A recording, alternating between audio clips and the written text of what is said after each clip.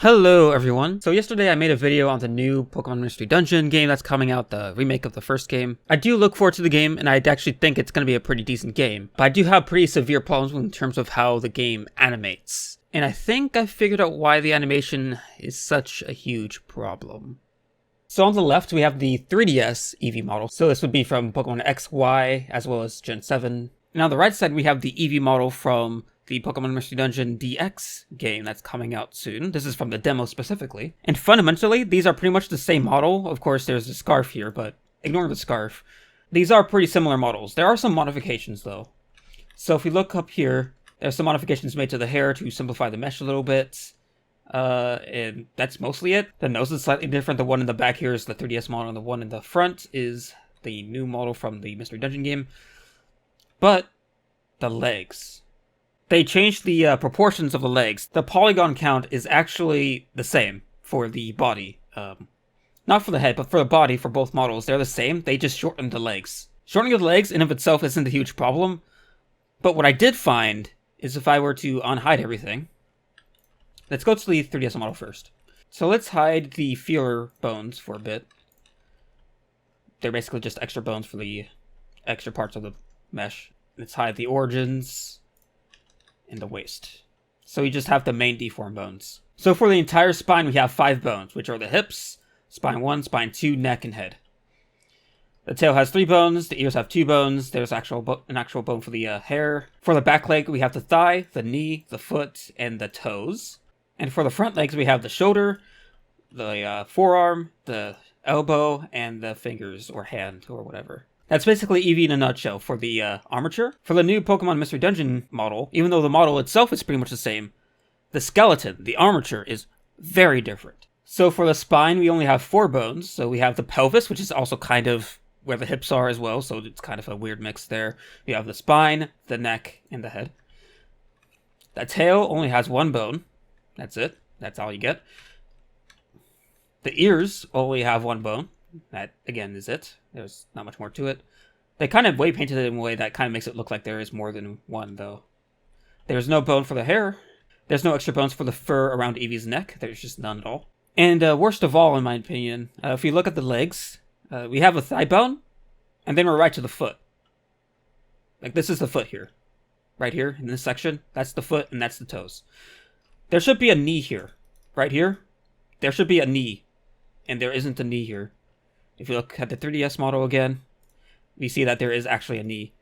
For the thigh, the knee, the foot, the toes. But it's not here in this version. And for the front legs, we are missing 1 bone for each side, and we're missing the shoulders. We just have the arm, the elbow, and the hand. Or fingers, or whatever. So, they simplified the skeleton quite significantly compared to the models we've seen in Game Freak's games. And I think the reason they did this, this is an assumption, I don't know this for sure, I think they did this for the sake of performance. It might be because of the fact that they're using the Unity engine on a mobile platform.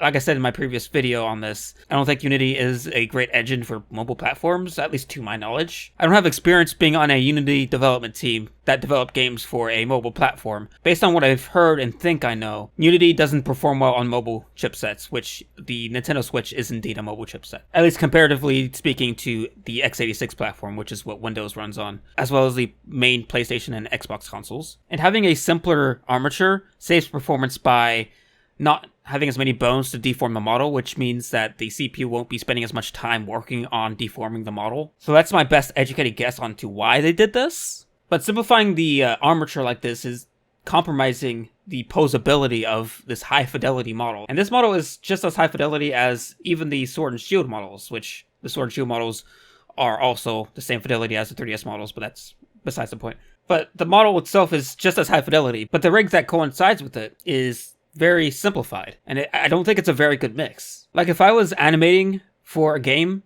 that had this kind of model with this simplified armature, I honestly wouldn't know what to do. The model doesn't have any knees. The tail is completely stiff. It can't bend at all, except from the very base of it. So, this is the only pose you get for the tail. You can just rotate it, that's it. And not having a full spine on the armature is pretty problematic, because posing in general, just like in general, is going to be way more restrictive. Because you have a pelvis bone that kind of takes the place for the waist and hips. There's usually 2 bones for that, and this is just 1. But honestly, the biggest problem with this rig is the lack of knees. That's a huge problem. And not only is the armature way more simplified, the weights painting is also pretty mediocre. So for example, if I were to pose this foot right here forward and bend the toes back, it just makes the foot really skinny and it doesn't look quite right. So this becomes problematic when you try to animate a walk cycle, and the lack of knees prevent me from actually moving the entire legs up properly. Like I want to bend the knees over here and then have the foot over here, and I can't do that. That's just not really possible unless I do something like bring the thighs back over here and then like shrink it down or something. I'll have to disable inherit scale for this to work, but yeah, it just doesn't look right, obviously. Yeah, it's not ideal.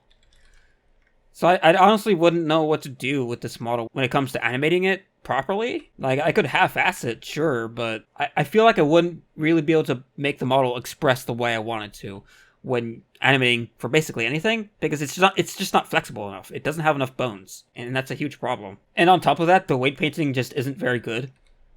Like, as soon as I start bending this model down, and also I added this bone manually, by the way, because that's how I prefer the hips to be animated, not from back there. But if I move this down, it immediately starts breaking the fur collar. Like, it doesn't deform it evenly. And it's not even very good deformation. Like, what's this here? Why is that moving so far back? I don't know. It's really, really mediocre weight painting. I think they did an okay job with the ears, so that they still look flexible despite only having one bone. But yeah, I wouldn't know exactly what to do. There's just not enough flexibility. The tail is way too stiff. Like, I can't make the model wag its tail very well. Like, I only have one bone to work with, and I think I could probably like rotate the tail based on the motion, I guess. But that would look a little weird. But that's probably the best I could do with the tail wagging. Otherwise, it'll just be a stiff tail. So yeah, this kind of explains perfectly why the animation, especially for Eevee specifically, I've found in the new Mystery Dungeon game to be extremely stiff and honestly not good. Like, if they wanted to replicate the hopping walk cycle they had in the DS games of Mystery Dungeon, I don't think they could. The model's not flexible enough. If they wanted to try to replicate the idle animation from the DS games, I don't think they could. The tail is not flexible enough. And to me, that kind of explains why I didn't animate the model very well. It's a good model, but the armature underneath is not. The weight painting is not. It's kind of disappointing. Again, I'm pretty sure this was done for performance sake, especially because this is on Unity on the Nintendo Switch, but it sucks that they had to make this kind of compromise, because it's pretty severe.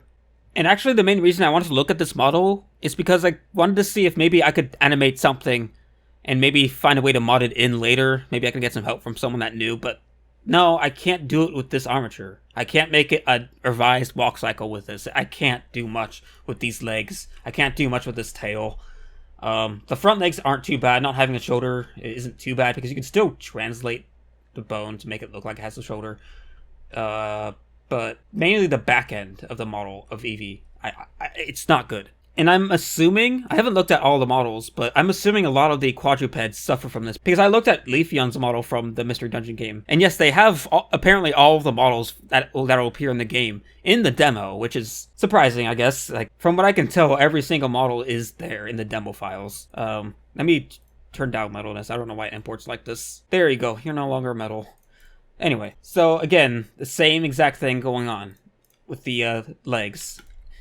We have one thigh bone, one thigh, and then we're right to the feet. We're right to the feet. And the weight painting is not very good either, it looks like. I'm pretty sure Chunsoft weight painted everything from scratch, and it shows. They have a completely different armature that's simplified, and they can't just have the same weight painting everywhere. And the bone positions, even for things that are still present on both models, don't line up. The head bone doesn't line up. The neck bone doesn't line up. The spine doesn't line up. The feet obviously don't line up because they're actually different proportions. The tail doesn't line up. So yeah, it's clearly like a completely from scratch armature and weight painting. and everything related to the rig. And that also means they could map animations from the 3DS games or the Sword and Shield game to these models because the armature is completely different. Anyway, that's it, I suppose. It's pretty disappointing to see this. I understand why, but it's such a huge compromise. A lot of the Pokemon in the Mystery Dungeon demo just do not animate well. It sticks out like a sore thumb, and this is why. And the fact that they have to make this compromise just sucks, because not having models that emote well just doesn't work very well for a game like Pokemon Mystery Dungeon, where it's all about the story and the emotion of the story and being immersed in the story. When you have models like this, it just doesn't work very well, in my opinion. It's just another reason for me to really wish that Chunsoft went back to sprites, because these high fidelity models just don't work well with this limited type of rig. But sprites don't have these kinds of technical limitations. Like this limitation is purely technical, not artistic, but technical. And this technical limitation is severely harming the visual fidelity of the game, in my opinion. It's really disappointing to see. But yeah, that's it. I will see you guys later. I won't drag this out any longer. See ya.